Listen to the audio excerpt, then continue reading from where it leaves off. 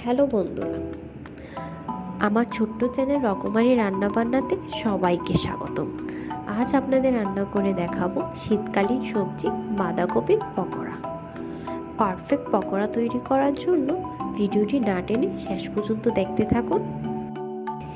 এখানে আমি মাঝারি আকারে একটি বাঁধাকপি নিয়ে কুচি করে নিয়েছি। দিয়ে দিচ্ছি 1 চামচ পরিমাণের লবণ। বাঁধাকপি ও লবণ একসাথে মাখিয়ে নিব। বেশ কিছুক্ষণ মেখে নেওয়ার পর বাঁধাকপি থেকে পানি ছাড়া শুরু করবে। তখন বাঁধাকপিগুলো পানি থেকে উঠিয়ে ভালোভাবে চেপে পানিটা ঝেড়ে অন্য একটা পাত্রেতে রাখব।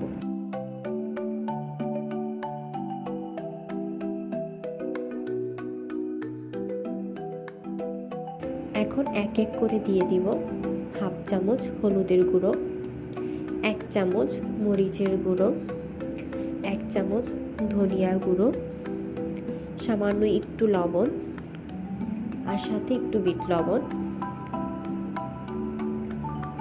3 থেকে 4টা কাঁচামরিচ কুচি, ধনিয়া পাতা কুচি আর সাথে দিয়ে দিব 1/2 কাপ পেঁয়াজ কুচি। এবার সবগুলো উপকরণ একসাথে খুব ভালোভাবে মেখে নিব।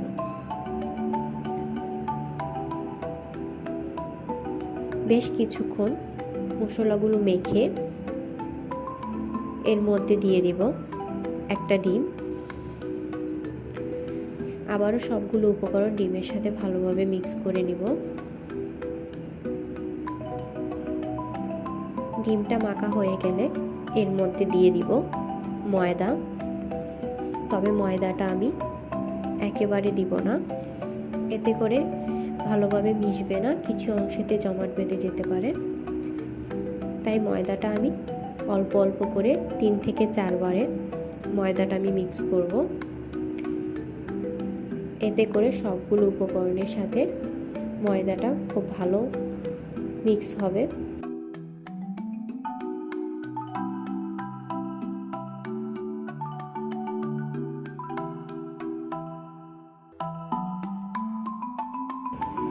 দেখতেই পাচ্ছেন আমার ময়দা মাখা প্রায় হয়ে গেছে। যখন আর হাতে লাগবে না তখন বোঝা যাবে আমাদের পকোড়ার জন্য ডোটা তৈরি হয়ে গেছে। এবার বেজে নেওয়ার পালা। এখন চুলায় একটা কড়াই বসিয়ে দিয়েছি। কড়াইয়ে 1 কাপ পরিমাণে সয়াবিন তেল দিয়ে নিয়েছি। তেলটা গরম হলেই বাঁধাকপির মিশ্রণগুলো ছোট ছোট ডো করে সাবধানে তেলে ছাড়বো। ডোগুলো বেশি উপর থেকে তেলে ছাড়া যাবে না, এতে করে গরম তেলে ছিটা আসতে পারে শরীরে। চেষ্টা করবেন তেলের কিছুটা কাছে গিয়ে ডোগুলো আস্তে করে দেওয়ার জন্য। এর ফলে করে তেলের ছিটে এসে শরীরে লাগার সম্ভাবনা খুবই কম থাকে। পকোড়াগুলো হালকা লালচে ভাব হয়ে আসলে একটা খুন্তির সাহায্যে একে একে খুব সাবধানে উল্টে দিতে হবে। এই সময় চুলার আঁচ অবশ্যই মিডিয়াম আঁচে রেখে নেবেন। একই আঁচে পকোড়ার অপর সাইডও ভেজে নিতে হবে। বন্ধুরা, আমার আজকের রেসিপি যদি আপনাদের ভালো লেগে থাকে অবশ্যই লাইক কমেন্ট শেয়ার করবেন, বাসায় অবশ্যই ট্রাই করবেন। আর আমার চ্যানেলে যদি নতুন হয়ে থাকেন সাবস্ক্রাইব করতে ভুলবেন না কিন্তু। পকোড়া 2 পাশ যখন লালচে ভাব হয়ে আসবে তখন কড়াই থেকে পকোড়াগুলি তুলে নিব। আর একইভাবে বাকি সব পকোড়াগুলো এইভাবে ভেজে নিব।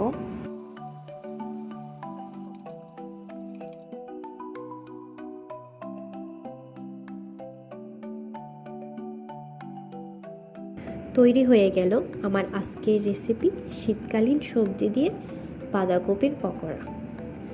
এবার গরম গরম পরিবেশন করার পালা।